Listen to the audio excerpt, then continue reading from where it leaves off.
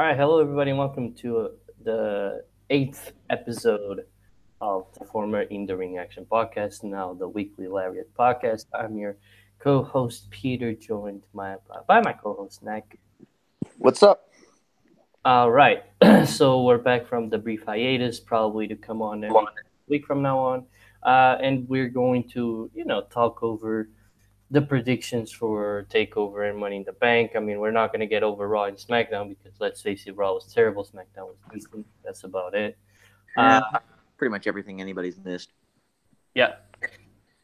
So we're going to just predict the shows, to say what we think might happen going forward too, I suppose. Um, anyway, let's start with NXT Takeover. That's tonight. Obviously, should be really good. Um, So let's start with Ricochet versus Velveteen Dream. So, who do you think wins this match, Nick? Okay, so this one could for me could honestly go either way.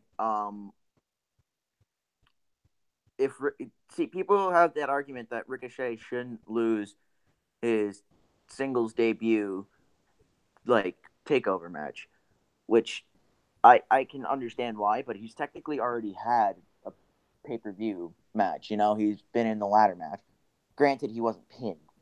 I think Velveteen is really hot right now. He gets the crowd riled up wherever he goes. He gets people chanting his name, and everybody loves the guy. He's definitely talented, and there's obviously going to be something in the match.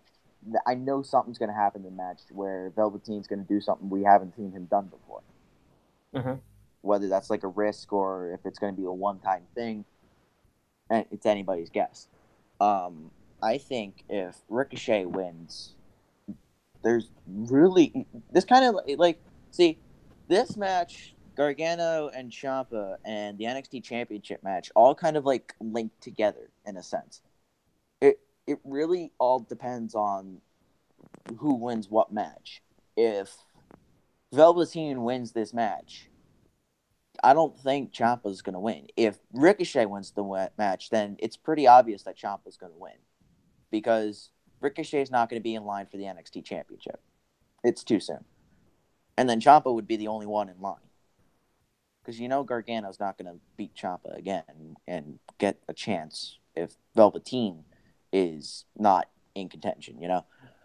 So I'm going to take a shot in the dark. I'm going to say Velveteen because I feel if he loses to Ricochet, it's going to bring him down only slightly, and then he's going to become like the next Tyler Breeze.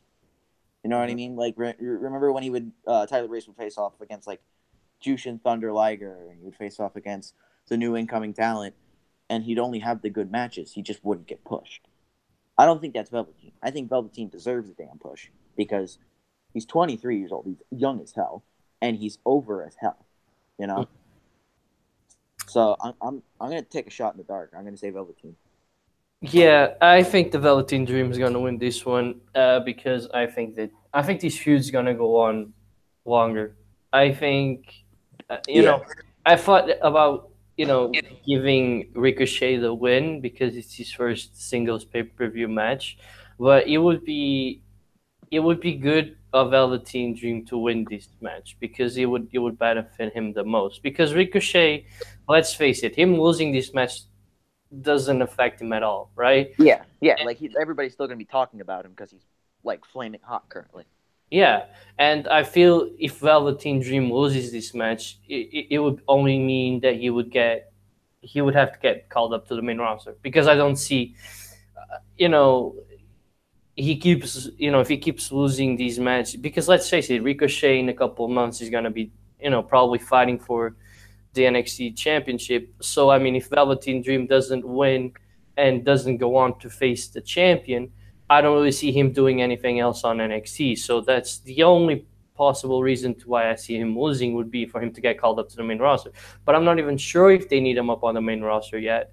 So I see him winning, and I see we're us having Ricochet versus Velveteen Dream 2 in whatever next takeover we I have. I see. I agree. I think this match probably deserves the NXT Championship more than Gargano and Ciampa, only because Gargano and Ciampa are a blood feud, and they're already the major thing.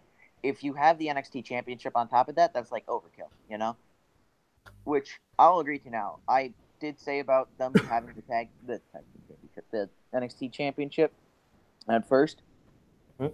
I can totally see it happening, but like, is it really necessary for them to have the NXT Championship? Like, Aleister Black didn't need the NXT Championship. We're basically seeing why now.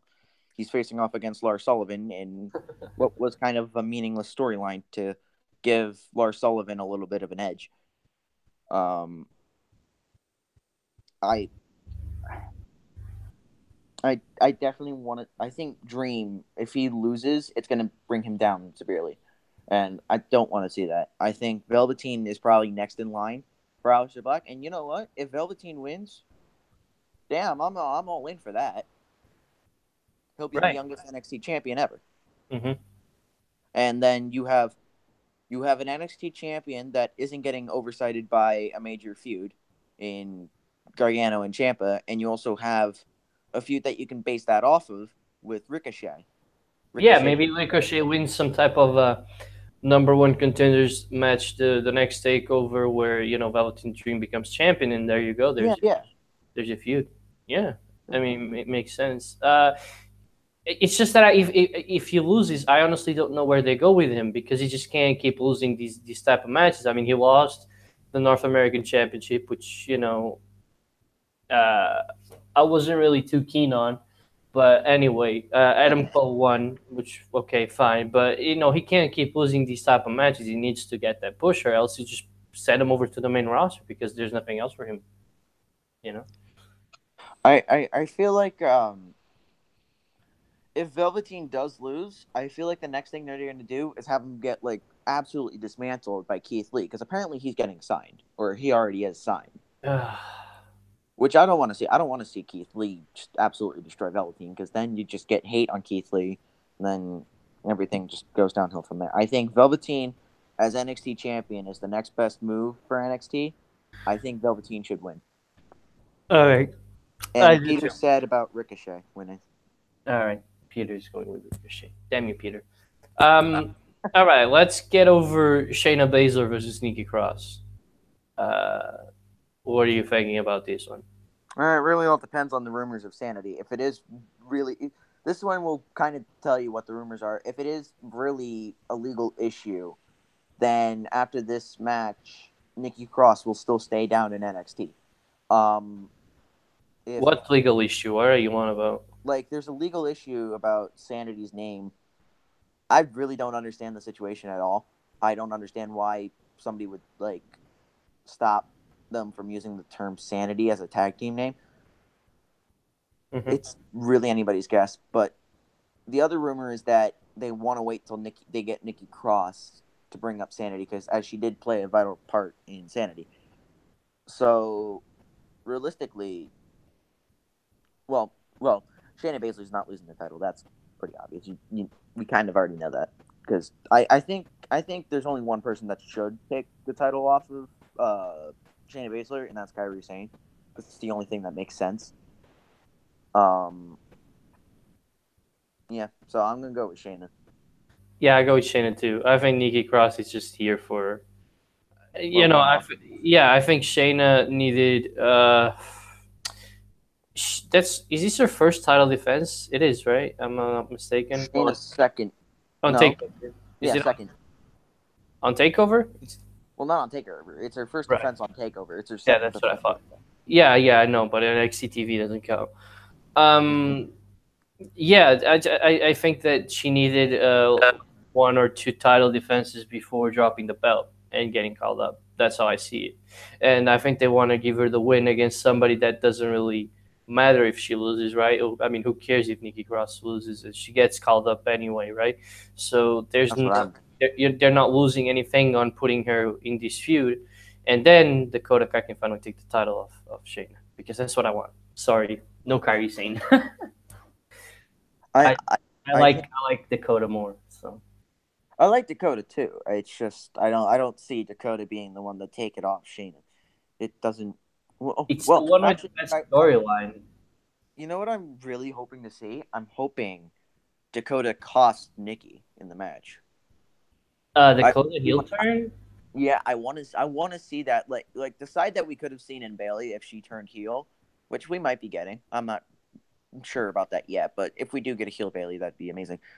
Dakota Kai is Bayley 2.0. We already know this. I want to see what Dakota Kai can do as a heel, because in the Indies, I'm pretty sure she was a heel as Evie.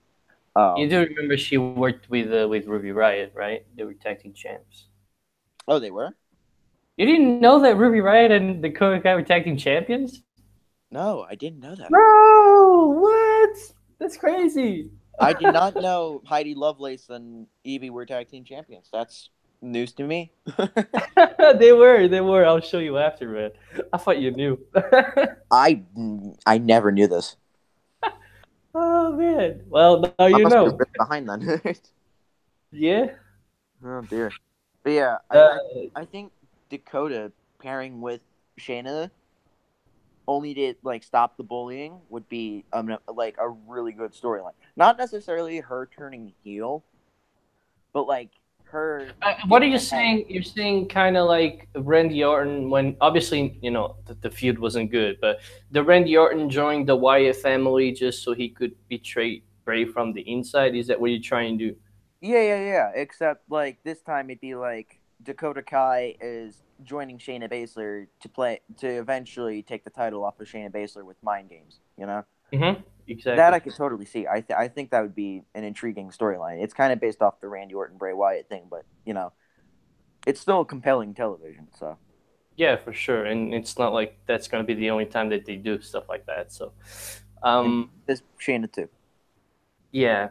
All right. So the Undisputed Era versus Oni Lorcan and Danny Burke. Well, this one's kind of obvious. We know that Oni Lorcan and Danny Burch aren't winning the titles. It's pretty obvious. So I'm going with Undisputed. Yeah, same. Because, like, first off, it's too early for Oni Lorcan and Danny Burch. I think it's way too early. Secondly, they're going to be that team that you want to see them succeed, like DIY. You want to see Oni Lorcan and Danny Burch succeed. However, I don't even know done. I don't even know Danny Burch, to be honest with you. Oh, you didn't see his match with Jordan Devlin in the UK tournament? No. No. It was a pretty good match up until the end. Didn't know he was 36 either. Jesus Christ, he's old. He's one hard-hitting motherfucker too. What happened in the ending of that match? Oh, so Danny Burch got bladed open, right? And Jordan Devlin, he pinned Danny Burch 1, 2, 3. But from what we saw, it looked like Danny Burch kicked out at like just before 3, but the ref called it at 2 or at 3. Sorry, like Danny Burch was fully down, and like everybody in the UK started bitching. It was good until like I think they only stopped the match because Danny Burch was blading real hard. He was bleeding out of like the top of his skull. Not even like his forehead, like the dead center top of his skull. Yeah. So, yeah, I think that's why they stopped the match. I think Jordan was always meant to win. It's just like Danny Burch was like in a lost state of confusion. Yeah, that's pretty much what happened. Other than that, I'm really a fan of Danny Burch. I'm really We'll see how things go. And Peter picked Undisputed Era as well. So, all right, cool. With that said, Aleister Black versus Lars Sullivan. Aleister Black. There's no reason to take it off him yet. Let him lose the Velveteen Dream. Yeah, I'd rather see him lose. Oh my God! That's just sorry. I just marked out a little because it makes sense. It's so perfect. Yeah, it makes perfect sense. Oh my God! Because he loses to Aleister Black, and Aleister Black gives him the recognition, and then he turns out to be the one dethroning Aleister Black. Bro, just come on. Yeah, it makes perfect sense. There you go. Yeah. And also, I would love to see Velveteen versus Gargano in like an actual feud. I would love to see that after, like, if Velveteen gets the title and then finally like beats Ricochet again. Like Ricochet doesn't have to beat Velveteen. He never has to. Like he doesn't have to beat him yet. It's too early. There's a couple of guys in NXT that don't even need the title to. I think Velveteen needs the title. I think Yeah, he no, I'm not. definitely needs the Yeah, title. yeah, but I'm not talking about him. I think there's a couple that could go without the title and still be, major threats on the main roster. Like for example, if we didn't have the North American Championship, Adam Cole would have been totally fine not winning the NXT Championship. That's what I'm trying. Yeah. I think there's certain guys, and Ricochet would be one of them. That he doesn't need to be NXT champion. He doesn't. Well, Lars Sullivan doesn't need to be NXT champion, that's for sure. Aleister Black didn't need to be champion. No, he didn't. I think Aleister Black's title reign is just like a thank you for everything you've done with NXT and like all the good matches that you've put on, because he's put on some very good fucking quality matches. Yeah, I agree. I think who else doesn't need really? I don't think Ciampa really needs a title. Gargano. I mean, you don't need Gargano. Obviously, it would be good for him to win it, but Gargano doesn't need to win the title. That's debatable because the story that's being told, I think it makes perfect sense for Gargano to win the title, especially if it's over Ciampa. I think that story is like it's like a Daniel Bryan-esque story. I think, but it's been going on for too long, though. To me, already, it feels so. Well, technically, it's been going on for a year. It's just that Ciampa just hasn't been on the shows because he's been injured. I really don't mind because I personally enjoyed the unsanctioned match because it wasn't supposed to be a normal. It wasn't supposed to be a normal wrestling match. It was supposed to be just an all-out fucking war, and that's pretty much what it was. Especially with the ending, you can definitely tell there was like intentions of like a war there. The fact that it's a street fight again really doesn't make me too happy, considering that it's just the same stipulation that it was the first time, except it's street fight, not unsanctioned. I think I think they can like put a hold on this feud after TakeOver. I think if Ciampa wins, they can put it on hold. Ciampa can challenge Aleister Black, or they can have an Aleister Black, Gargano, Ciampa triple threat, and then Ciampa wins. That works too. Ciampa wins the title. I think Gargano winning the title tells like a story like Daniel Bryan, you know. Yeah, I do know what you're saying. But like, I feel these. I just feel like this.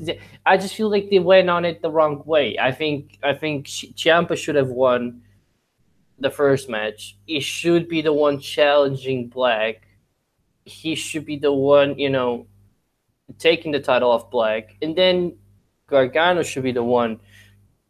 No, he should lose to Ciampa again, and then beat him, a third time. I think that's because I don't like the sense where Gargano won the first match, and then they're having a second match, and now Ciampa's going to win, so he's going to be a number one contender. Like, why didn't Gargano get to be that number one contender? It's just Well, we could go on going on a circle, because we could have Ciampa or we could have Gargano cost Ciampa their title shot and just keep going on this, feud, which is annoying, if you know what I'm saying. I agree in a sense, but I like if Gargano lost, right, then he wouldn't be back in NXT, and you would think that he'd be going to the main roster, because or what you could have done is Ciampa wins, he challenges Aleister Black in Chicago, and then once Ciampa wins, you get Gargano taking out Ciampa, like in Chicago, like Ciampa did to Gargano the year before. I think that probably would have told a better story than what is being portrayed now. But I'm liking the story so far. Yeah, I'm kind of iffy on it, to be honest. Well, we'll see what happens. Deflated me. It just deflated me having Gargano beat Ciampa. It was deflating. I think, like I even said that I think that was a dumb decision. But after a week or two, it's like, okay, I see where this is going now. I see why they're doing this. Mm-hmm. Because now it's like Ciampa's getting into Gargano's head, and Gargano's taking it all in. Now he's pretty much losing his wife, which I want to talk about that when we get to that match. But man, I mean, we can get to it. I mean, they're so intertwined now that we can move over to Gargano to Ciampa if you want to talk about Lariat. would be a good way. Turner heel siding with Ciampa would be great. I think that's a like. Here's the thing. I think Candice turning on Johnny, not necessarily going with Champa, but like turning on Johnny is a brilliant story. Especially since they're husband and wife. I think that's a brilliant story to go after, because then it gets all into Gargano's head, and then you get more intriguing storyline with that instead of just having Ciampa get the best of Gargano every single time. I just feel like Gargano is that guy that we keep we keep punching down, just like he's the one that suffers all these storylines. It's so funny. He's like, he never gets lucky. It's just like every time he looks like he's going to have something good, just fucks it up and something just happens. It would be really intriguing. I don't know. It would just be like him having to be and Candice, and to add to that, they could have Candice win the NXT championship eventually, and him still being roaming around on the roster, and he's like, damn, my wife, she like quote unquote left me, and she's already champion, and here I am, not doing anything. So I don't Johnny versus Candice would be a great match, to be quite honest. Gargano versus Candice. Yeah. I don't think they're gonna go that route though. I don't think WWE is like keen on intergender wrestling. I still don't understand what's the issue with intergender wrestling. I don't understand it either. I'll never get it. Like I understand like it's not necessarily kid friendly because on the especially not on the main roster, because then you're gonna get kids fighting.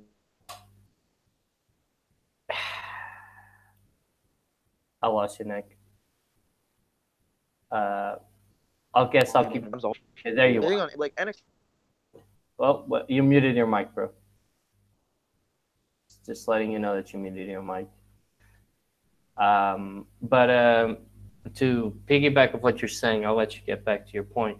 But I feel like us having intergender wrestling matches isn't a big deal because, I mean, if you quote unquote preach equality, then what's the issue of a man fighting a woman? I don't know. It's just like it feels like if you need these type of matches, why not do them? And plus, it's fake. It's wrestling. It's not going to be it shouldn't be a big deal. It's not like it's an MMA match where you're having, a guy completely pummel a woman. Like that's not what's going to happen. So I don't really see the problem with it. Also, hi, Owen. Nice to see you in the chat. So I've got to wait until Nike decides to say something. But yeah, I don't know about the issue with that. But it would just be interesting to have Candice win the championship and Gargano still be roaming around in the roster, not sure where he's going to end up. And on the topic of NXT people that I don't think need to be champions to be success in the main roster, we have EC3. In my opinion, I don't think he needs it. He could win it and should win it, but it doesn't really matter. Let me look over. Let's see. Ricochet obviously doesn't need it. Ciampa doesn't need it. Gargano doesn't need it. That's about it. I think all the other guys, most of them are just enhancement talent. They're not really. I think there's a lot of guys here that could be tag team champions, but not, WWE championship material.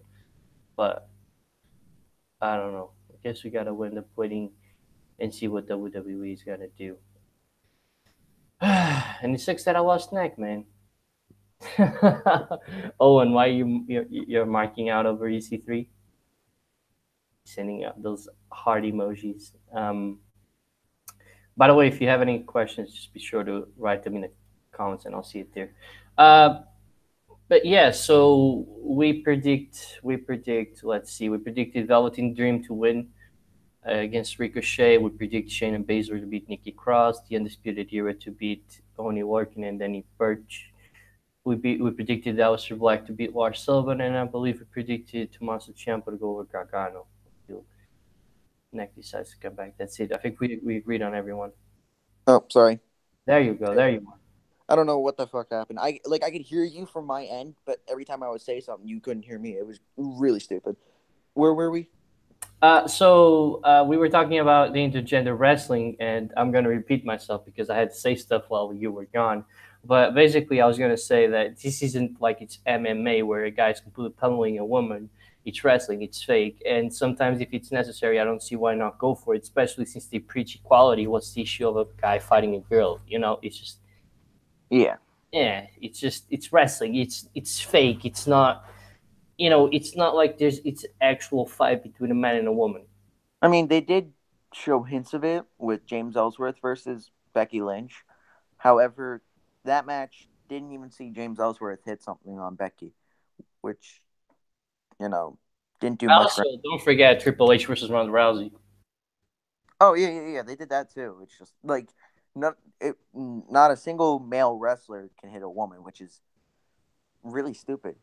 You know, I think that's just like completely sexist. But that's just me. It is. It is. I agree with you. So we're on the Like same a page. woman can hit a man, but a man can't hit a woman. That's Yeah. Why can a woman hit a man, but he can't hit her back? It's something that to me is. I remember we were actually in class one day, right? And fucking we're in English class, and the one girl comes up to me, and she's like, "My friend Aaron," the guy's name's Aaron, right? And she's like, "My friend Aaron, he hit me." I'm like, "Well, did you hit him?" "Yeah." "Okay, so technically he has a right to hit you back." "No." "Why not?" "Because I'm a woman." See, they just feel So, like they can get away with anything. It's just, yeah, it just doesn't make and any. it's like, when they say that, the phrase when it's like, "Oh, you don't think us women are strong," right? Mhm. That it kind of brings me back to that. I'm like, well, yeah, you're kind of showing that you're not strong with that statement. I think that's just like completely sexist. But um, I think Candice versus Gargano would be amazing. Candice versus Ciampa would be great too. Charlotte versus anyone would be great. Charlotte? Yeah. Nah, I'm still not high on Charlotte. Man, I think she has the build. Oh my god, I thought you just said something else. When you said I thought you said you're hot. I was like, what the fuck? No, what? No. Oh, I'm hot. Yeah, totally. No, no. God, Owen was asking us when's the Money in the Bank podcast, and it's like it's this one, bro. It's still this. So It's still this one. We're yeah, just getting to it. we'll get to it. In Um, 30 seconds. yeah, basically. So then I said who I think doesn't need the NXT championship. I don't know if you heard that. I could tell it again, but I'm not saying that they shouldn't be champions. I'm just saying that they don't necessarily need it to be successful in the main roster. All right. So I said EC3. I said Gargano. I said what else did I say? Ricochet. I said Ciampa, and that's about it. Because I think there's a lot of guys here that are tag team wrestlers, and I'm not sure if there's some of them that I would like to see become champions, but I don't know if they ever will. Mostly Roderick Strong is one of them. But even then, I don't think they need to be NXT champions to end up being successful stories in the main roster. So I went over that, and then I said that we agreed on every single prediction because I think you have Ciampa beating Gargano, right? So Yeah. I don't think Roger Strong's going to need the NXT championship. The only thing I fear is that he goes to 205, which I don't necessarily hate. Like, he was in the 205 tournament for he WrestleMania, did but, great. like, I'm worried because, like, I don't Well, think yeah, 205 Live is let's spot. let's face it. As much as we like 0205 Live and what they do, it doesn't have the spotlight that I feel some guys deserve, right? For example, Yeah. Murphy being there right now is great, Perfect. really good for Perfect. him. But eventually, he's gonna need something better. I think Itami should get something better. I think Roderick Strong is one of those guys that deserves better. I think Leo Rush could be one of those guys that deserves better. But other guys, I think that could be stuck in the mid card. I think they're really good at the cruiserweight level because I think Cedric Alexander would never be a WWE champion, at least in my eyes. So him being the cruiserweight champion doesn't hurt him. I see him as, like, an Intercontinental champion more than I Right, do. but that's the Like, same. Yeah, but that's the same level of what you want of a cruiserweight champion in the well, sense. that's the one thing I still don't like about 205. I want them to be on both shows. I want them to be able to, like, fight whoever the fuck they want, just because, like, as an impromptu, not like as like, oh, it's the cruiserweight champion versus the intercontinental champion in a 205 live double championship match. I want to see them just like go at it and just have a great match on like a Raw or SmackDown because that'll just bring up the show. Like you don't have to have the cruiserweights win. Yeah, Like if you had Seth Rollins versus Cedric Alexander, that's something I genuinely that's a want. great match.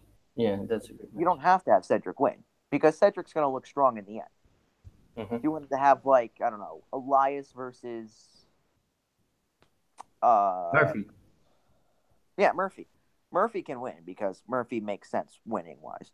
But like you can still have Elias win and Murphy look strong. You Mm-hmm. know? You get and then on like SmackDown, you can get like AJ Styles versus Mustafa Ali, which is another great match I'd like to see. You can get that match, and you don't even have to have Mustafa Ali win because he's a cruiserweight. He's still going to look strong in the end. He's going to do a lot of flippy shit. He's going to do like probably like 3 perfect looking Spanish flies because he's Spanish flies. And then you can just like do whatever you want with them. You can even have them on NXT. I don't even care. Ricochet versus Hideo Itami. Just Good to match. throw one out there. Yeah. I wouldn't mind seeing that. You can win. Yeah. Owen said 2 things. Owen said that after this Undisputed Era thing, he doesn't think that it's possible to make Roddy go to 205 Live. And then he also said Gulak versus Daniel Bryan. Gulak versus that I'd like to see Gulak versus Daniel Bryan. I think it is possible to have Roderick Strong go to 205, but you have to do it like in such a sufficient matter. Like you'd have to have Undisputed Era just like get completely split up to have that happen. Like Adam Cole stays in NXT, you get Kyle O'Reilly on Monday Night Raw, you get Roddy on 205, and you get Bobby Fish on SmackDown. I think that's realistically the only way you could do it. Or if you wanted to switch that up a little bit, you can have Kyle O'Reilly stay in NXT, Adam Cole go to Raw, Roddy go to SmackDown, and I believe Bobby Fish is under the weight limit. I think he can go to 205. I'd have to check. All right. So before we just go over to Money in the Bank, I do want to ask you a question, just because something that I got into with another wrestling fan this week, where he said something like about the Elite being promoted in WWE and they possibly going to WWE, and I said, "Oh God, not the Young Bucks," and he got really mad at me because you know he's a big fan of the Young Bucks. Well, I think that they're overrated because I don't enjoy, and this is just personally my opinion, and I want to get your thoughts on, how you feel about, guys that do too many flips and not enough wrestling. I think, for example, if you have a segment where it's 30 seconds of flipping around and all that, I just don't enjoy it. I personally don't see it, as wrestling. It's more a choreography, right? Because and I don't know, it's like on the cruiserweights that's fine, like and even then they only do like 2 or 3 flips to evade moves. It's not like it's an ongoing thing throughout 30 seconds. I just feel that when it's done too many times, it feels like an overkill, and to me it was just they call it entertaining, but I don't find it entertaining, 2 guys dodging each other by doing flips for 30 seconds. I don't know, it's just. Well, like I can see where you're coming from. When I first heard of the Young Bucks back when they were in TNA, I didn't enjoy them myself. When they got to New Japan, I was like, okay, I'm opening up to them, and then they got big, and I was like, okay, I see where this is going. And now you get today's standards. Either way you look at it, Young Bucks are still going to make a ton of fucking money. Because they're the biggest tag team. I wouldn't say on the face of the earth because I think the Usos just slightly overtopped Thank them. you. But this at least second best. They're like just under the Usos. Mm-hmm. Like generally. I don't necessarily enjoy their style. I've watched several Young Bucks matches. I just don't find them either. Thank you. Okay. All right. It's not necessarily that they're bad wrestlers. It's just I don't really enjoy their matches. Exactly. Thank you. I watched Wrestle Kingdom, this past one, and I was like, okay, finally I get to watch the Young Bucks. Let's see what's the hype about. Like what the hype is all about. And didn't enjoy their match. I didn't. I didn't enjoy that match either. I think that was just one. What was it, like Young Bucks versus Roppongi 3K or something like that? I think, yeah. I didn't really like that match either. It wasn't. I don't think it was necessarily Young Bucks. I think the Young Bucks were actually holding Roppongi up, pretty much. I don't. Yeah, I wasn't. I was more of a fan of the match that they just had at Dominion, more so than the match that they had at Wrestle Kingdom. I'm just not too hot. Like business wise, Young Bucks is a great move, but like wrestling wise, it's. I just don't really enjoy their style. Okay, thank. Like if you go for like since they're going with Kenny Omega, their contracts expire at the exact same time. Obviously, if Kenny Omega is getting promoted on the WWE Network, there's got to be something there. You obviously know that they're interested. He's the biggest wrestler on the face of the earth currently. He's bigger than AJ Styles. He's bigger than CM Punk. I don't give a shit who you are. He's bigger than anybody else in the wrestling industry. I think it's going to be a bidding war. It's going to be who comes up with the most money. And Come on, let's face it. We all know he's gonna end up in the WWE. Come on. Well, that's debatable because he wants to be he wants the main event with AJ Styles at WrestleMania, which I wouldn't mind seeing at WrestleMania 35, which isn't going to happen. But at WrestleMania 36, possibly, I wouldn't mind to see that. I think it's coming. He also just wants to be the man that doesn't head to WWE, which, main eventing WrestleMania and not being in WWE is impossible. I find that BS. But... Well, he can make history and be the most over wrestler on the face of the earth without going to WWE. And then WWE really does look bad in the end because they're not booking people like Kenny Omega in that sense. Yeah, but I just think I just think most of them are like all talk because at one point I think everybody wants to experience not because WWE, obviously in my opinion, I believe it's the most over company, most over wrestling company over the face of the earth. It doesn't mean that it's the best, but I think everybody at one point wants to be, on those shows, on some of those main events, on some of those tours, on some of those, places where others can't get. I mean, let's face it, they're never going to be, New Japan is never going to have, a show where they're going to sell out Australia, in Australia for like 100,000 people. That's almost impossible for them. So I think that everybody at one point wants to experience what it's like to be in the WWE. Whether they stay there a long time or not, that's another story. But I think at one point, I think a lot of wrestlers think like, hey, okay, I want to get to the WWE. And obviously they can still prefer being in New Japan and go back to New Japan. I'm not harping on that, but I think everybody in one point as far or thinks about going to the WWE. I think Kenny Omega is saying like, oh, I don't want to be that guy that's known to go to the WWE. I think that's BS because I think he wants to be there because there's so many good matches that he can have, and he knows that he can have those matches, and he can't have them anywhere else. Let's face it. It's already quote unquote lucky that we get Chris Jericho in New Japan, even though I know he's not really technically signed to the WWE, but I think they have a say on it too, right? On Chris Jericho being there, and it's not going to happen with everybody. So I think Kenny Omega, along maybe a couple guys that I wouldn't mind seeing in the WWE, Naito and Okada mainly, I think will end up being there for at least a short period of time. That's just yeah.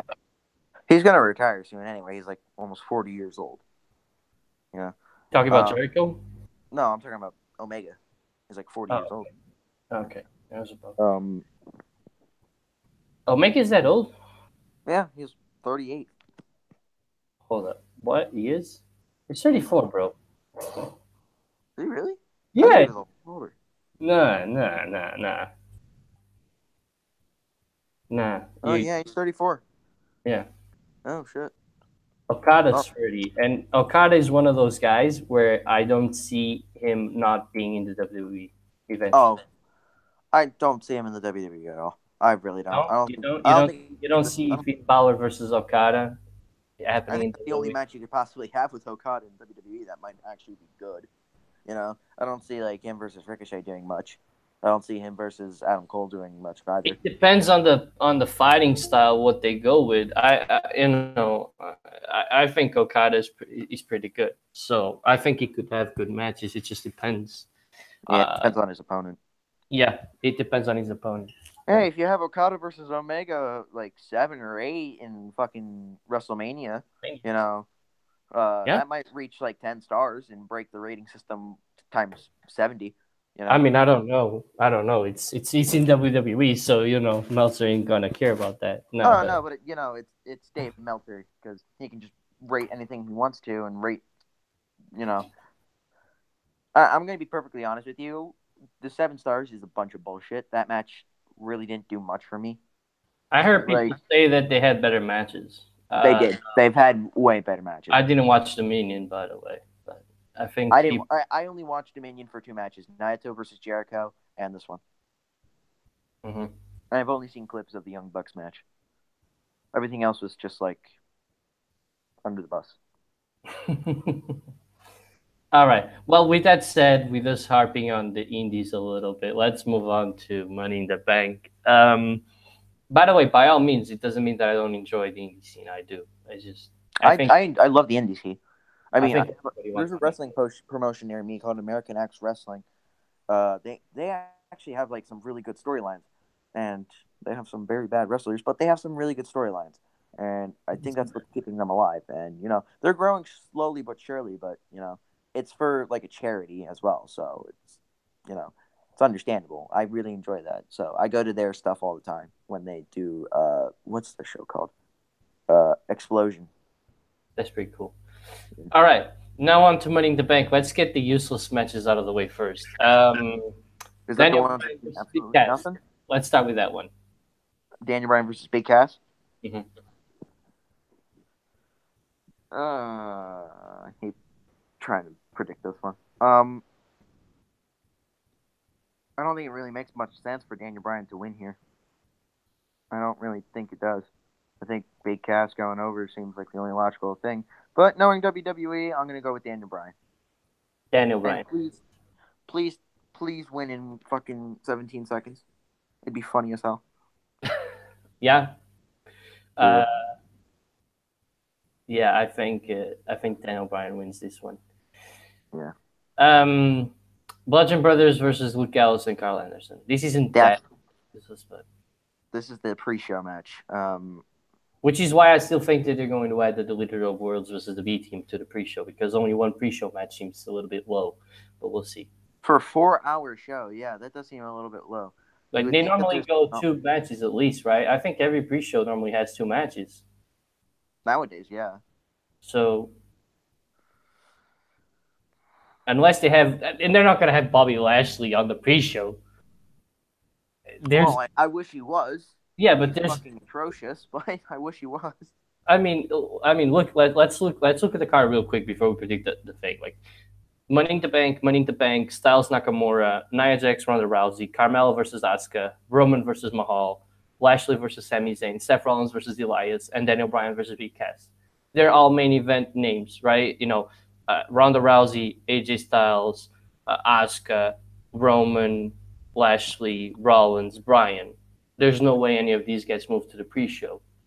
And I don't think the pre-show, I don't remember one pre-show having 1 match only. They usually have 2. But would you really have just 2 matches that are tag team matches on the pre-show? I don't think that really works. You can't have anybody else who, like, unless you have like a random impromptu match, there's really nothing else you can have. None of these other matches are going to be on the pre-show. I think if there was an impromptu, it'd be Kurt Hawkins versus somebody in Kurt Hawkins. Yeah. Because, like, to be honest, I'm actually intrigued on how they're going to have Kurt Hawkins win his first match. He's going to beat Baron Corbin. Oh, my God. He's going to beat Baron Corbin with that signature roll-up. Oh, God. Yeah. Did you ever count how many times Baron Corbin has lost due to a fucking roll-up? Too many times to count. Oh my God! I remember him losing like the most. Man, I don't want to get to the cash in. I'm not gonna. Oh my God! He lost the Elimination Chamber. He lost the Intercontinental Championship match at WrestleMania. He lost the fucking cash in. I don't want to get to the cash. I still think that was a mistake. Oh my god. I think. See, here's the thing that really didn't make any sense about that cash in. Why did John Cena get up on the apron and attack Baron Corbin, knowing he could have won the championship? Right. Why did he cost him that? Yeah. Why did he? Yeah, like what was the point of that? That was just retarded. And Baron Corbin could have done a decent WWE champion for a while. And then Jinder Mahal beat Shinsuke Nakamura, which was the worst fucking decision you could have ever made. Cruiserweight 6-man tag match. That's not happening, Owen. I said 6-man. I assume it's a tag match. Yeah, I don't see the Cruiserweights getting on the show in any way. I think they're done with the pay-per-view, B-level pay-per-view. Even though this is like a major 5, I think they're done with like WWE main roster pay-per-views. I agree. I mean, I think we might see him WrestleMania. You might see them at like SummerSlam and WrestleMania. Yeah. Yeah, exactly. Royal Rumble maybe, but because then you'd have to if you did the Royal Rumble, you'd have to do Survivor Series then. Yeah, that's what I'm thinking. Survivor Series. What did they do for Survivor Series last Why year? don't they do a triple threat? They did Intercontinental Champion versus United States Champion, which Baron Corbin won, I think. So yay for Baron Corbin. Yeah, Baron Corbin beats the Miz and means nothing in the end. That was good. That was a good match. The Corbin's good, man. I like Corbin. Just see that match. That match actually did surprise me. That match was actually really good. For a match that meant nothing, and a match that didn't get anybody hyped. That was a really good match. I really enjoyed Corbin. I enjoy his ring work. He's not. I know he's not greatest promo wise, but he's good. He's good in the ring work. I think he's doing the thingy with Kurt Angle might help him actually. Be more. I don't understand the storyline. I really don't. I think that's like, is it setting up Kurt Angle or is it setting up Jason Jordan? I can't figure out which is which. I don't think it's setting out either. It's just it's giving Corbin a different role and maybe allowing him to expand his promos, his promo work and be more free and not sound so stuck, like not, like it's fluid and not scripted. I think they're trying to give him that maybe because I still think they might believe in him because I do think he's talented. So imagine Baron Corbin beating Roman Reigns ever. Next. All right. So see,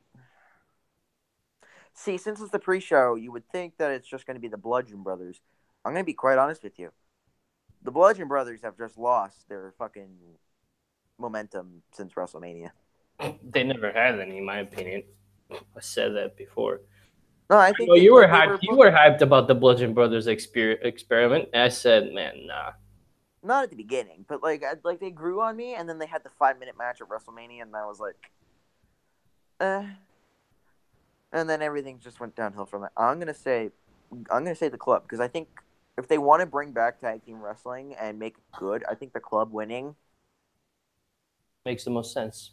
Yeah, I think that makes the most sense because then you could just have the club versus the bar, which is something I genuinely want. Like in a good storyline, I would genuinely like to see that again, or the club versus the Usos. We haven't really seen that as a feud, or ever. Like, yeah. Not a match. It was just a quick match. I think that as a feud would definitely bring back the tag team division. I don't think Bludgeon Brothers versus Sanity would be that good for the tag team championships. I think that would just they'd give up instantly. Yeah, I think the Luke Gallows and Carl Anderson win. They gotta win this one. I think they have to. I think there's no other choice.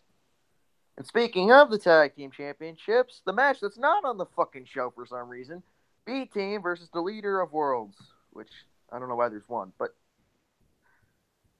the Leader of Worlds. Right. I think it's too early for the B Team. They like. It's not too early. It's just that I think they don't see him. They don't see them as threats for now. So unless they do the funny thingy like they did with Rhino and Heath Slater, I don't see them winning. I don't see them winning either. I'm gonna say the Leaders as well. I just want that feud to be done and over with. I just want them to lose the title so bad. I I never. wanted the leaders to lose the titles because, like, it's done nothing for Bray Wyatt. The Lake of Reincarnation didn't reincarnate him as a new character, which was something that everybody wanted to see. And Matt Hardy is just saying delete, delete, delete, delete, and it's getting annoying now because now it's Yep. every single sentence delete. All right. Well, Bobby Lashley versus Sami Zayn. Trashly. Bobby Trashly. Bobby Lashley. Bobby Lashley. You know what I genuinely want to see.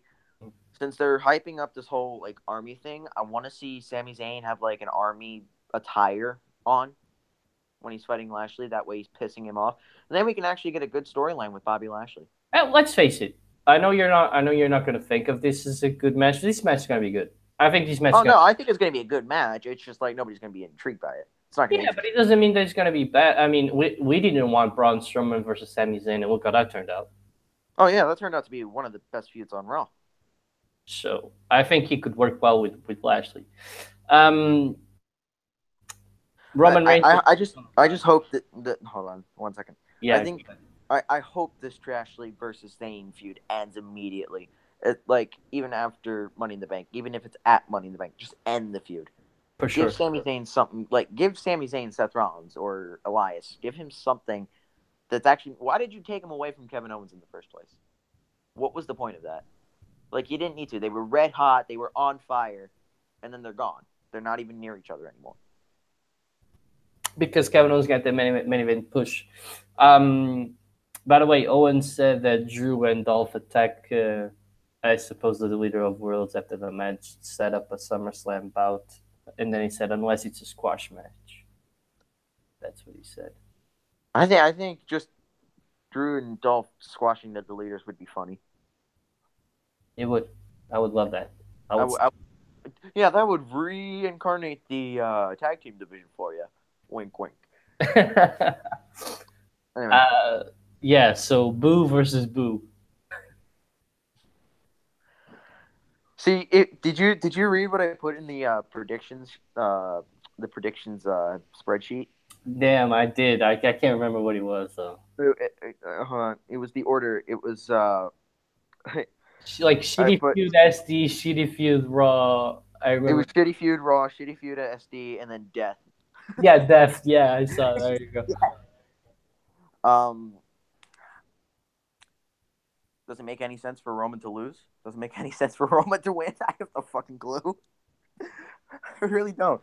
Jinder Mahal has had like he went off a dominant, so to speak, championship reign on SmackDown, the WWE Championship, degraded down to the United States Championship, lost it in a week to Jeff Hardy, has done nothing since. It still looks like a dumbass on Raw. I don't see Roman Reigns losing to one Colossus. I'd be shocked if they did, and I just want to see it. So just because I want to see it, I'm going to say Mahal. Shut up. I'm genuinely going for Mahal just because I want to see Roman Reigns not kick out of the Colossus. I just want to see if they actually do it because that'd be funny as hell. Okay, well, I got Roman. In all seriousness, I got Roman. Yeah. All right. There's no way Reigns is losing. Let's get over the women's matches first. Nia Jax versus Ronda Rousey. I do want to say something. AJ Styles, Ronda Rousey and Nia Jax, and Asuka and Carmella. They all have like a prone to a cash-in. I will give WWE credit. Each match has like the idea of somebody can cash in here. Not necessarily the last man standing stipulation, but like somebody after the match. It could still happen though. Oh yeah, it could. I'm sorry to cut you off, but could you imagine the club celebrating with Styles because they also champions and everybody's champion and they're celebrating and they turn on him and then Finn comes out and he cashes in? Ugh. Oh no, they can't do that anymore. It's now a rule. You can only cash in on your brand. It's WWE. They say that this week, and they say that on Monday, and on Sunday they say something different. So, I mean, let's face it. They said it on the same night of the Royal Rumble that the winner could pick who they're going to face, even though they had never said that. so they can keep changing stuff. I know that's what they said, but I don't think they ever deadlock these type of things. I don't think they deadlock winners for the Money in the Bank, and I don't think they deadlock like specific cash-ins like that. I think they always switch around. I think that's a possibility. So I know that's what they said, but I still believe that there's a major possibility, and that's the only thing I see happening if Finn does win Money in the Bank. So I don't see. I want to see Finn win because I think he deserves it after all this fucking time. I don't think it's gonna happen. I don't think it makes sense for anybody else, but we'll get there. We'll get there. We'll get there. We'll get there in a few minutes. Ronda versus Nia Jax. I don't know why this match would main event. I really don't. This feud has been terrible. If they do it right, the main event is gonna be Styles versus Nakamura. Just saying. That's what I was thinking, but that didn't even fucking main event SmackDown. Like they didn't even have any altercation. But I think that should be the main event, or if not, the men's Money in the Bank ladder match. Yeah. But I don't think that's going to happen. I think Nakamura Styles is going to be like mid-card level. I hope not, man. Not even before the men's Money in the Bank, just mid-card. Like maybe 5th match on the show. Nah, I think they kick off with a Money in the Bank match. Or it's like the third probably. Match. I think they're going to kick off with the Money in the Bank match. That's how I see it. So I see the women's one kicking off first. They did do the Women's Elimination Chamber first. Start off the show. So they did. But who do you have winning? Who do you have winning?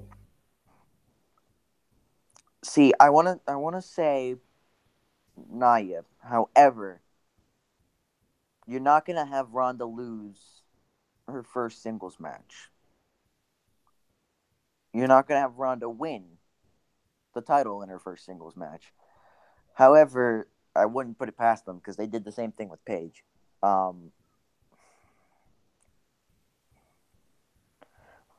I'm going to base it off the fact that Ronda's going to the UFC Hall of Fame on July 5th, and that's like right around the corner. I'm going to say Ronda only because of that reason. If they do a cash-in, I would be surprised, but my winner for the Money in the Bank women's match has nothing to do with Ronda. To be quite honest. All right. To be honest, with the rumors of Ronda only being around for a year, that would be awesome. I would love that. It wouldn't hurt the division at all. But anyway, I have Nia Jax winning, or Ronda Rousey winning, but Nia Jax retaining. That's so like Ronda via count out? Or DQ? Stephanie DQ, random DQ, somebody cost the Chicago screw job. Yeah, some type of thing where Ronda wins her match but still loses. Some technicality, whatever. That's how I see it. Like, I'm confused on where this Natalya thing goes. If Natalya doesn't win the Money in the Bank, where hopefully nowhere. Go? Well, hopefully nowhere, man. No, I mean you could still have Natalya cost the match. Good. Because she could be like, I didn't win the Money in the Bank. My friend is not going to win the title then. Yeah. Shit, jealousy. I remember talking to you about this before we started. I genuinely don't think that WWE purposely made the left leg the injured leg when it was actually the right leg for Natalya. I genuinely don't think that was meant to be. I think that was just a freak accident and they just weren't paying attention. Yeah, they fucked up. I think they just severely fucked up. And if they do have Natalya win with the bad leg and they just keep switching off which leg is which, I'm all in for that. That'd be kind of intriguing. But Ronda doesn't win the championship. Natalya wins the title, fake the injury, and Ronda couldn't pay attention to which of Natalya's legs was actually injured. It's somewhat intriguing. It makes Ronda look like an idiot, man. Yeah, it does make Ronda look like an idiot. It's like that ending on the mixed match. Like, don't be Don't get me wrong. I'm glad that the Sasha Finn tag team was over, but the way that they lost was the most the stupidest way that they could have lost. So you're telling me that Asuka, who isn't even legal, has an Asuka lock on Sasha. It doesn't matter if she taps out. Finn looks over, and then the Miz ends up pin. Like what the fuck? That was like the that's just like stupidity level like Yeah. too high. So I don't think they would have like Ronda. I mean, I hope not that they have Ronda like, oh, I don't know which leg is her. Oh my God! You know what I just thought of? What? No wonder Charlotte beat Asuka at fucking WrestleMania. It was 50-50 booking. Whoever won the mixed match challenge between Bobby Roode and Charlotte and Asuka and The Miz would then lose at WrestleMania. Okay. I'm having a moment. I don't think Charlotte was in that match.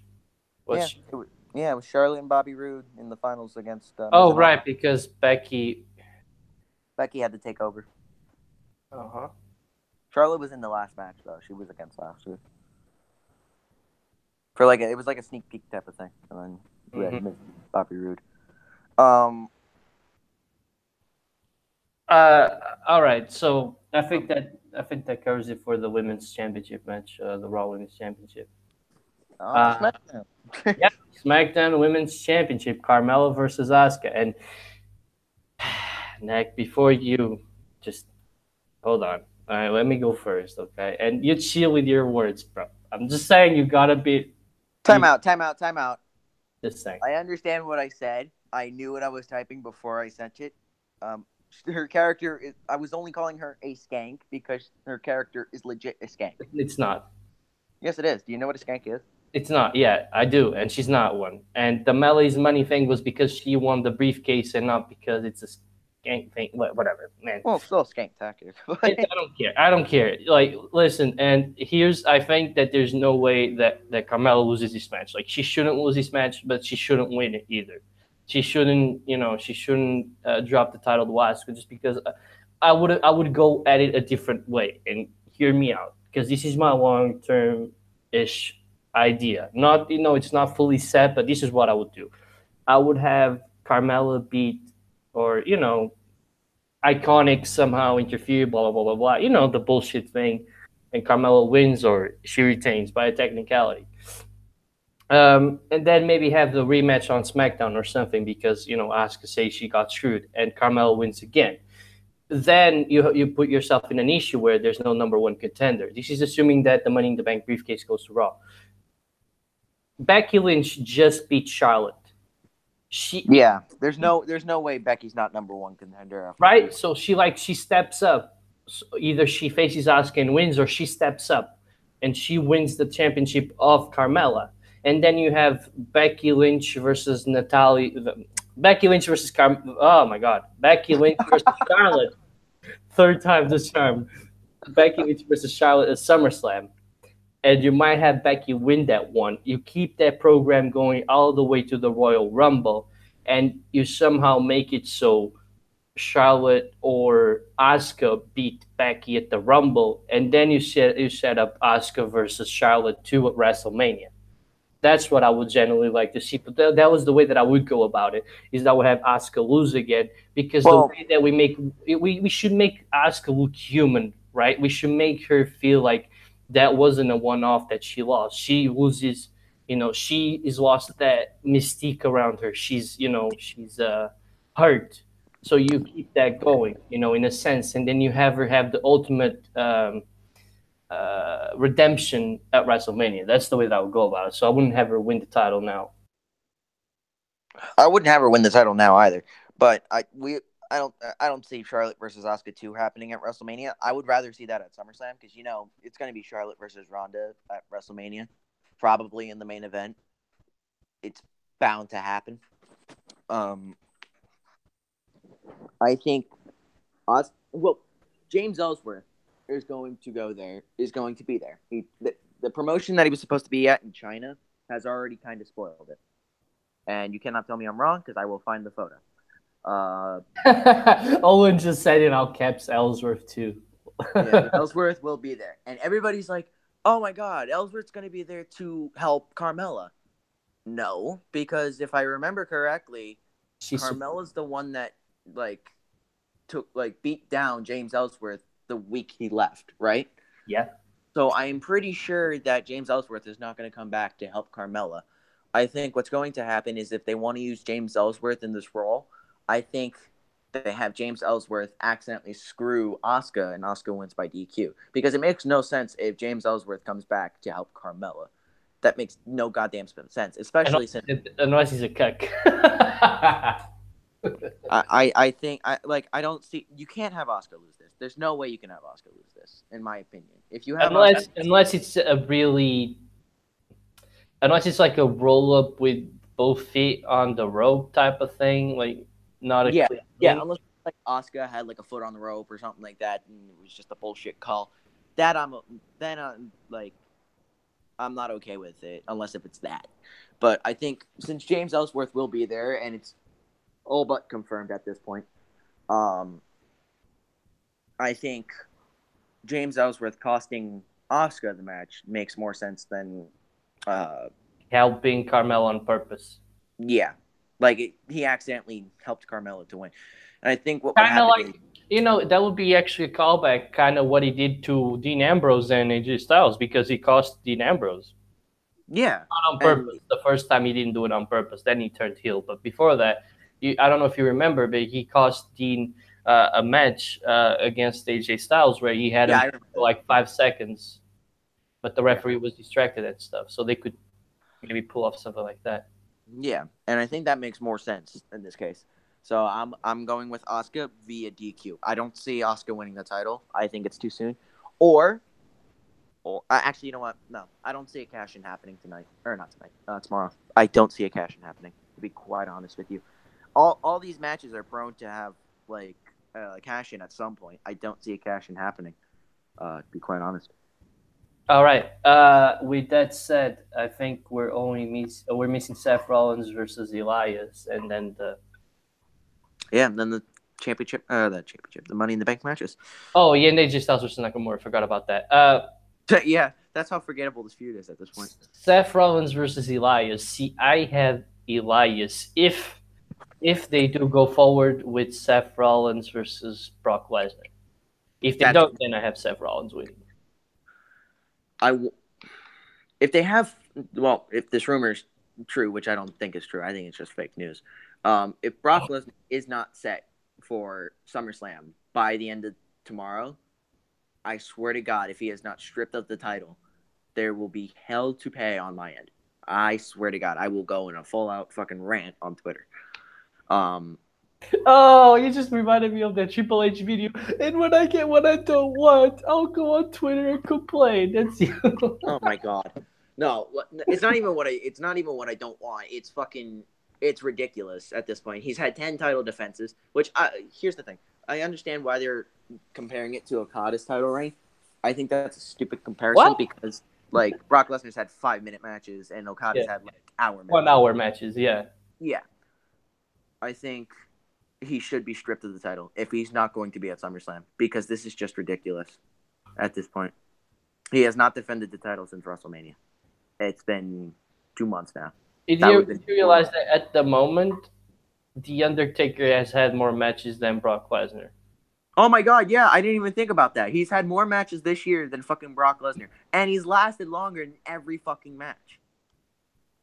His WrestleMania match, oh no, except for the one match at WrestleMania. But he's fought Rusev at India, which was 8 minutes long. He's fought at 3 house shows in 3 minutes each. He's going to be there again in July 9th. He's going to the Australia thing in October. He's fought John Cena. Well, if this rumor is true, then John Cena versus Undertaker 2 will happen at SummerSlam, which I don't see happening. I think that's also fake news. But yeah, he'd beat more matches than Brock Lesnar, so. Yeah, you have The Undertaker show up to face John Cena again at SummerSlam, but yet you can't have Brock Lesnar show up to defend his Universal title on the biggest thing in the summer. That's fucking stupid. He needs to be gone immediately, especially if he goes to UFC. especially if he goes to UFC. If he goes to UFC, take the title off him immediately. And I think if Brock is at SummerSlam, you cannot do Reigns again. If you do Reigns again, there will be hell to pay. Not even on mine, on everybody's end. So Seth Rollins versus Elias. Who do you have winning? It really all depends, but I'm gonna trust my gut. I think WWE is finally owning up to their senses, just a little bit. I'm gonna say not Seth Rollins. Elias. I'm gonna say Elias. Cool. I say Elias too. I think he's gonna win the match. So with that said, the final match before the Money in the Bank match is AJ Styles versus Shinsuke Nakamura. Fuck finish. That's the only thing I could see. I think it's just gonna be a fuck finish again. Okay. Well, everybody's predicting Shinsuke Nakamura. I don't know why. I think Styles is gonna win. If it's either Styles is going like if they were gonna have Shinsuke Nakamura win, they would have done it like what was the last one? Backlash. Yeah. It didn't have Backlash. Yeah, actually, what you could have done is had him win it at the Greatest Royal Rumble, but that wouldn't have set up Backlash. It could have, but it wouldn't have. I think it's too late for Shinsuke Nakamura to win. I think what's the better SummerSlam match? Would you rather have Joe versus Styles or Daniel Bryan versus Shinsuke Nakamura? Really all depends. Joe versus Styles. I'd rather have Joe versus Styles as well. I think I want to see Shinsuke Nakamura versus Daniel Bryan, but I don't see that for the championship. No, not even Jesus. No.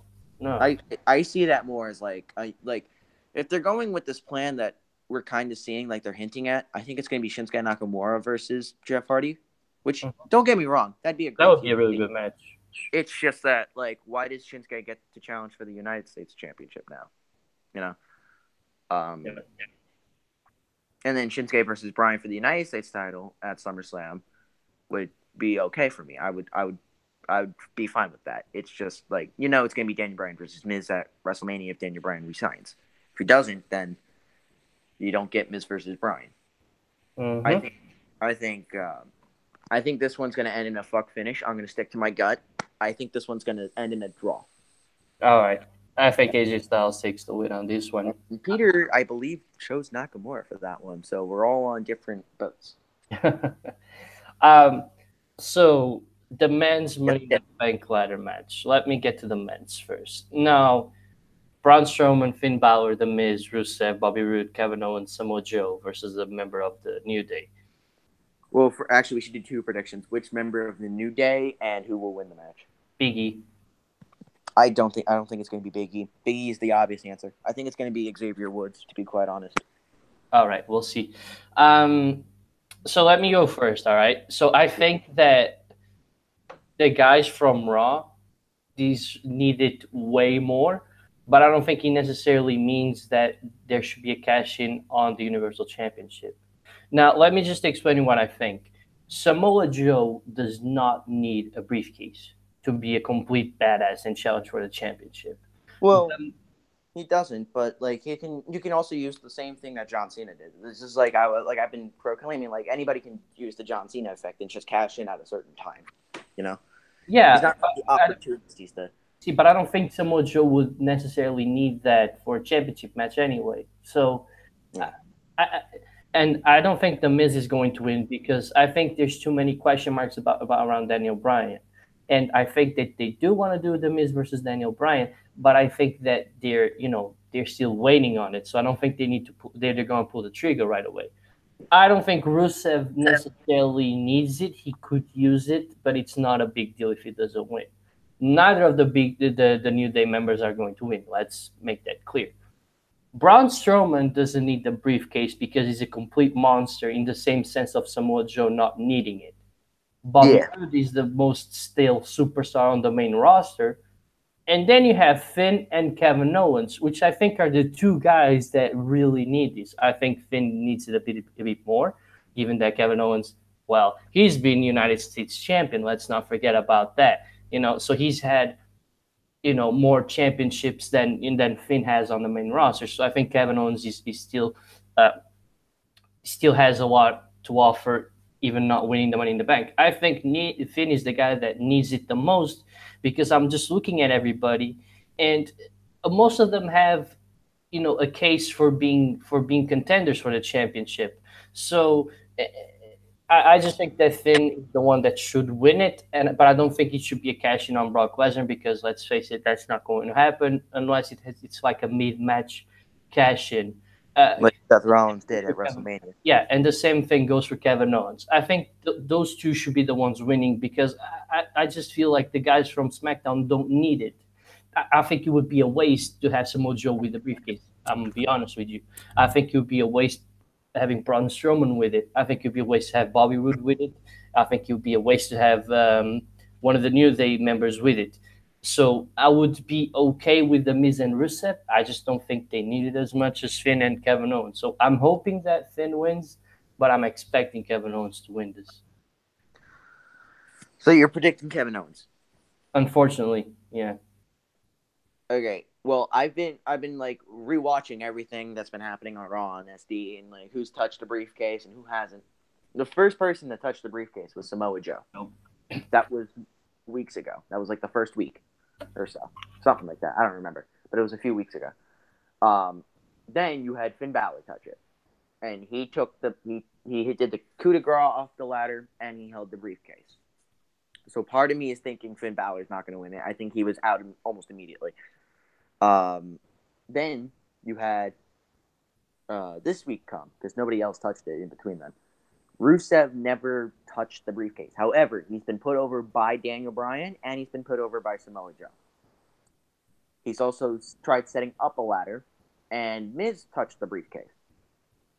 But was he the one standing tall in the end? Because the New Day also had pancakes in the briefcase. So who really, like, the only way you could have gotten the pancakes in the briefcase is if you touched the briefcase, which means the New Day touched the briefcase, which part of me, it really all debates on what way you want to put it. If New Day stood tall, then the Miz didn't really necessarily touch the briefcase. If Miz stood tall, then neither man is winning the Money in the Bank because they touched it, but they didn't like stand tall with it. The only one realistically on SmackDown would be Rusev. On Raw, Braun Strowman just destroyed all three of those men, so he's not winning. Finn touched the briefcase, so he's probably not winning. And then you're stuck with Roode and Owens. I don't get the touching. By the way, I'm sorry to cut you off, but is this some kind of rule that if you touch the briefcase, you don't? I don't. That's the way they've always booked it. I never understood it, but that's the way they've always booked it. I've never seen that. I don't remember that. I don't remember any of that. I remember. Do you remember when Neville should have won the Money in the Bank? When it was him, Sheamus. Who else was in there? Kofi Kingston, Roman Reigns, and a few other people. No idea. And it looked like it was either going to be like Neville and Roman Reigns, and then Bray Wyatt screwed Roman, and then you got whatever. It was the one that Sheamus won, right? Neville should have won, but he also grabbed the briefcase on the Go Home episode of SmackDown. And it looked like he was about to win, and then Sheamus won. Because Sheamus never touched the briefcase. It's some type of rule. I don't understand it. I've never understood it. I hope it's wrong at the end. The only time it never worked out in that fashion was Dean Ambrose. Because nobody touched the briefcase. However, Dean was the only one that made sense to win the match. Because then it set up the Shield triple threat. I'm honestly, Roode has done nothing in this build. Roode has done absolutely nothing, which would lead me to believe he's winning Money in the Bank just to give him something to do. As long as let's face it, that's not going to happen. It's not going to happen. I can guarantee it's not going to happen. But if he does win it, he needs to turn heel immediately. That's if he does win it. The most predictable answers that I've seen from the prediction sheet are The Miz and Samoa Joe. I think neither men are winning. I think if Joe, everybody has a reason to win. I think if Joe wins, he's gonna put it up and he's gonna fight whoever at SummerSlam. He's gonna schedule for SummerSlam. That way, he's guaranteed a match for the championship. He's not like that opportunist kind of guy. The New Day have a shot of winning it because it would lead to a Big E heel turn. in some capacity because Xavier Woods isn't going to beat the shit out of Big E. One of them will get the championship push, which is Big E, and Big E will finally get that moment, and New Day is gone, which I don't really want to see. I think New Day still has a lot left in the tank. It's just like they need a character change with the pancakes. I think the pancakes is just killing me. The Miz can win it. That way you set up Daniel Bryan versus Miz early. Like, you can even have Daniel Bryan versus Styles at SummerSlam. I wouldn't even care because that match would be, like, amazing, And then you can have Daniel Bryan win it, shocking everybody, and then Miz cash in. And then you can start the feud, and then hopefully Daniel Bryan signs by then, Rusev logically makes the most sense for SmackDown because he definitely needs it. He's been put down too many times, and he's also been put over by Daniel Bryan, per his word, and Samoa Joe just because it was storyline. But then again, Samoa Joe was laying down in the middle of the ring, taking the pinfall, which would lead you to believe Samoa Joe. So it's not going to be anybody from SmackDown. That's my honest opinion. It's not going to be anybody from SmackDown. I'm going to take a shot in the dark. I'm not going to say Kevin Owens. I'm going to say Bobby Roode. Because it's the only thing that technically makes sense out of everybody. Because he's the only person in this entire build that has had absolutely no build. He's had absolutely nothing. If Bobby Roode wins, I completely give up watching Raw. Let's just say that. And by the way, I just want to see Bobby Roode have a heel turn because he was better in NXT as a heel. Yeah, for sure. And I have to disagree with Owen. Is he was saying that Bobby Roode and Kevin Owens are the people that don't have any momentum to it. No, Kevin Owens. Forget that Kevin Owens was too chicken shit to climb the ladder and hit Finn with a move, but then he also hit a move on Braun Strowman using the ladder. Yeah, it was with Finn Balor's help, but still, he overcame that fear of heights. I would say, So I don't understand how he had that fear of the height thing because he was jumping off of ladders like crazy in the Money in the Bank 2016 match. He was jumping off of ladders like crazy at WrestleMania 32. I really didn't understand that at all. Don't forget NXT. They gave him the R-Truth treatment. Yeah. When he faced Finn Balor in NXT at Brooklyn. Mm-hmm. So I think everybody but Bobby Roode has had any sort of momentum to it. So I would disagree with you there, Owen. But like you can argue Rusev, but he's also been put over by two challenging. Rusev beat Joe, didn't he, this week? So I mean, that's something. Yeah, he also beat Daniel Bryan, which is even more. Because you're beating one of the top guys in the industry on a random episode of SmackDown. Yeah. And I just don't, I hope that you're wrong, and I hope that I'm wrong. Well, I don't necessarily hope that I'm wrong because I wouldn't mind seeing Kevin Owens' briefcase. I just want Finn to have it more. Yeah. It just looked at first when we all got this match, we thought, whoa, this is anybody's guess. And now it's really down to two to three guys, in my opinion. The only thing I can hope for is that they do not put Rusev and Lana as the winners of the match, and they do not do the couple Money in the Bank thing. That is absolutely ridiculous, and, I really don't want to see that. I think that's just utter bull. I think that's stupid. Damn it. Especially, right now. It's way too early. If you want to do that, have them be on different brands and just not mention it until, they come out and say it. Lana's shit, though. So, Lana is shit. She's terrible, so I don't... Yeah. I don't want her anywhere near the briefcase. Beats Billy Kane in 30 seconds. Don't remind me of that. All right. Anyway, on to the final match of the Money in the Bank. Ember Moon versus Charlotte Flair versus Alexa Bliss versus Becky Lynch versus Natalya versus Lana versus Naomi versus Sasha. I'll let you go first since I went first on the men's Money in the Bank ladder match. Well, if there's a Raw guy named Bobby Roode or a Raw guy named Kevin Owens winning the men's Money in the Bank ladder match, then it's obviously going to be a SmackDown female winning the women's Money in the Bank ladder match. It's not Lana. I don't agree with you. Yeah, you're going to say Alexa Bliss. We know.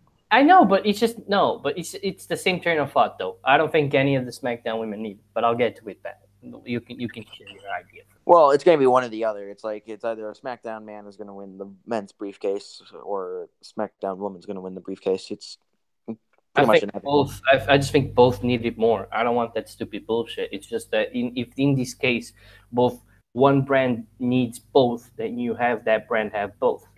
Well, here's the thing: Alexa and Charlotte are equal to each other, and they both do not need another championship.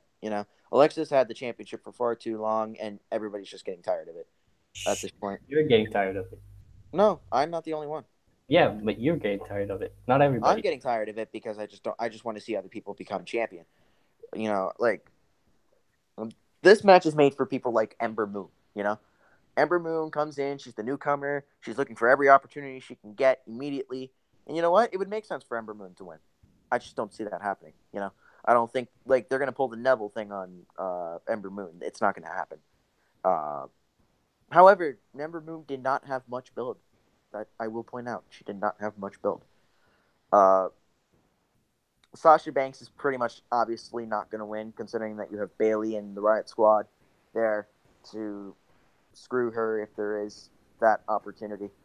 I'm pretty sure I wouldn't mind Sasha winning. I really wouldn't, but I don't see that happening. Alexa Bliss is the only heel in the entire match at this point. Lana is just Lana. Or softcore AN4L.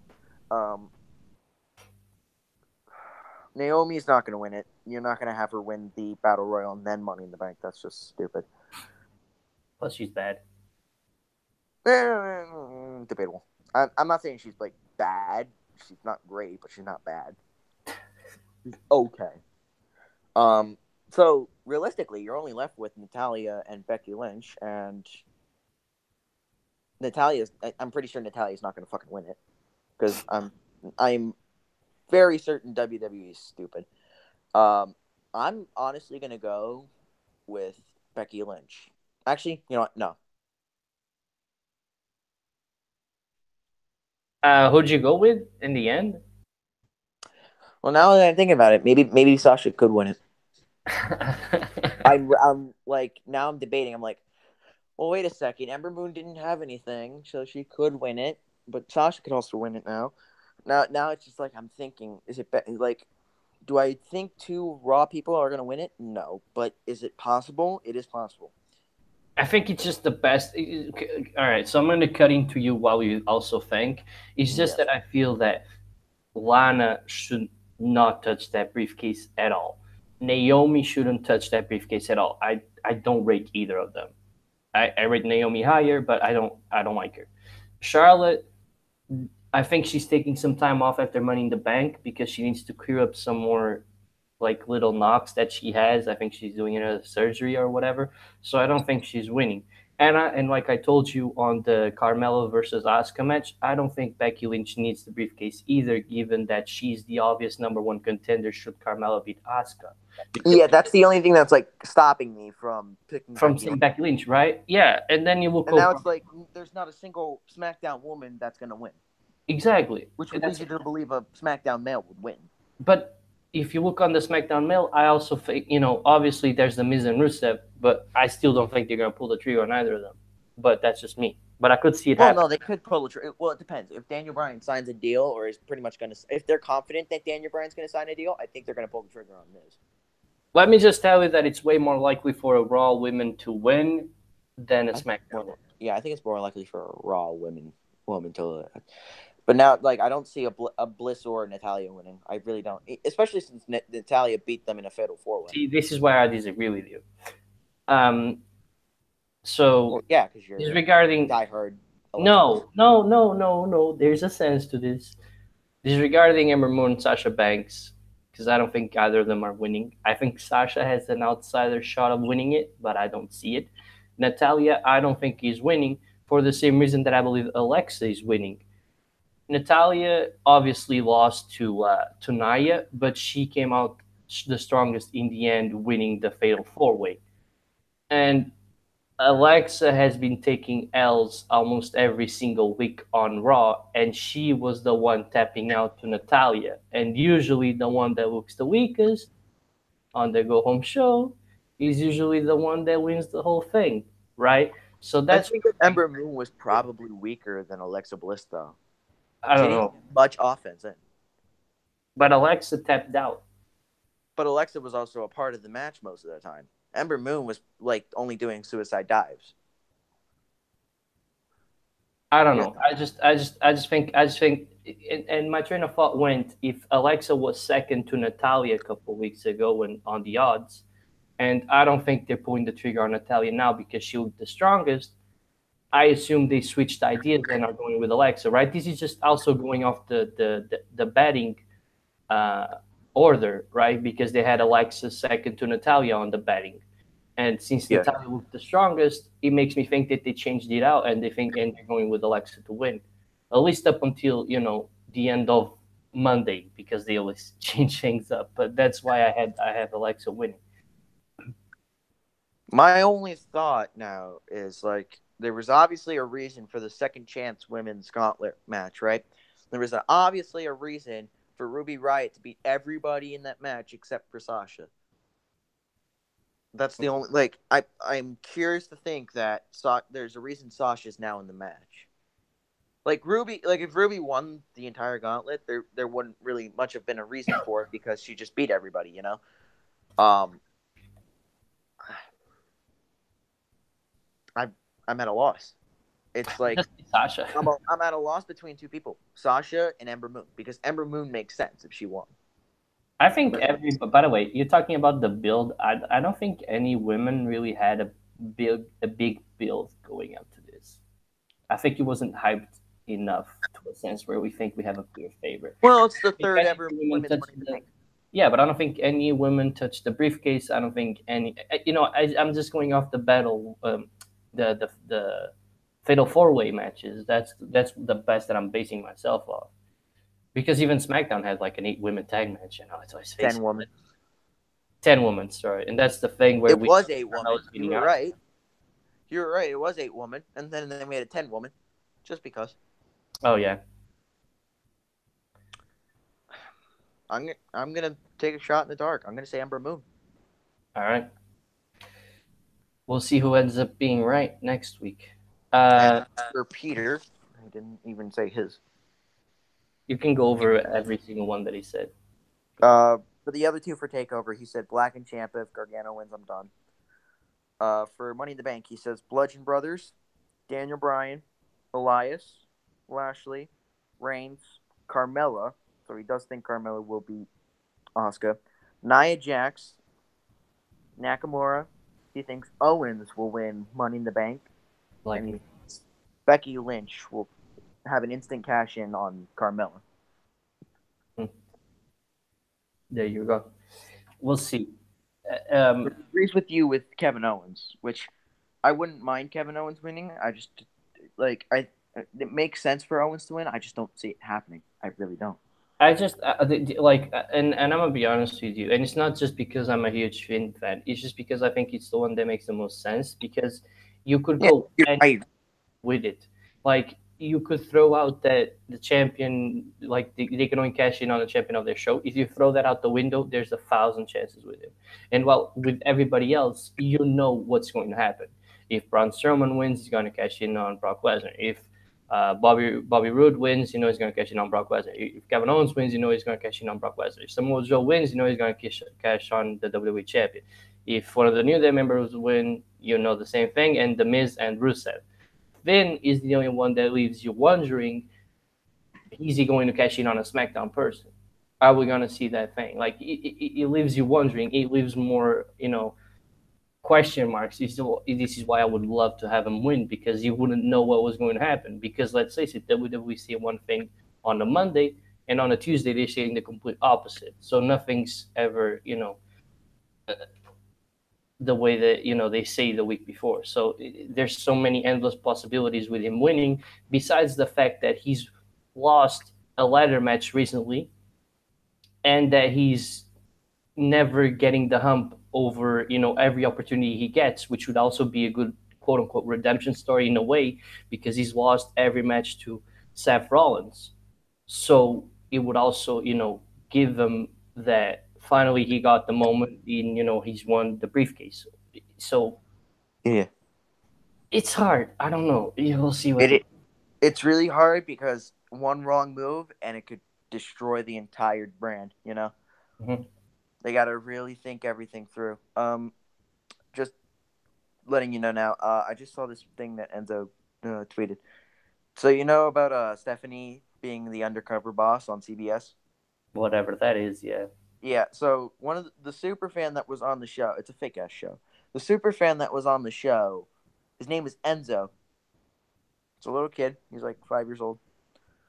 And Enzo Amore, he said the hardest thing to deal with for me since I've been fired was this child's story. Enzo. Stephanie McMahon, I see what you did here. Oh dear. You Oh want to say dear. anything about that? What's that? You want to say anything about that? Enzo can go suck another cock. He's terrible. Yeah, he's booked for a wrestling show in Long Island. Yeah, He's I know. booked for House of Glory, and I really don't like that. However, it's a great business decision in the end. Enzo, please die, not die, but like please dear, I didn't mean to say that. Please Please just go away from the wrestling business. That's all you should have yeah, said. just leave the wrestling business alone and just just Don't die. don't die, but like die, don't die. Literally. Let your persona die. Is that better? Yeah. Your wrestling persona can die. just end its life now. Don't pull a Peter Kramer. Huh? Oh my god!